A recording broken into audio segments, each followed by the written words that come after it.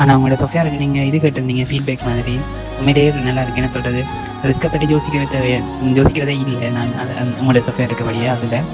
ஆனால் எனக்கு அது எப்படி ஒர்க் பண்ணுறதுன்றது அது விளங்கிஇல்லை. அது மட்டும் எனக்கு என்னென்று பார்க்குறது, எங்கே ட்ரேட் ஆகுது, எங்கே ஸ்டார்ட் ஆகுது, எங்கே க்ளோஸ் ஆகுது பார்க்குறது அப்படி விளங்கிஇல்லை.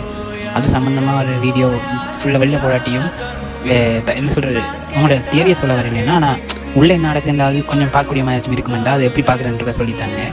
மற்றது இதை நான் ஒரு நார்மலாக ஒரு என்ன எப்படி யூஸ் பண்ணுறதுண்டா, நாங்கள் ட்ரேட்லேயோ இல்லை இன்னொரு எடுக்கிற கேஷாக அதில் இதில் இன்வெஸ்ட் பண்ணி அதை என்ன சொல்கிறது பெரிய கொண்டு போகிறதுக்கு இதை யூஸ் பண்ணுறதுக்கு உண்மையிலே ரொம்ப நல்ல இதாக இருக்குது. எனக்கு ஸ்டார்ட் பண்ணி இப்போ கொஞ்சம் வேஸ்ட் தான் இருக்கும். ஆனால் எனக்கு இதில் நான் வந்து பெருசாக பயப்படுறதுன்னு இல்லை. ஆனால் ஏதோ நான் இன்வெஸ்ட் பண்ணாலே $2 நினைக்கிறேன்.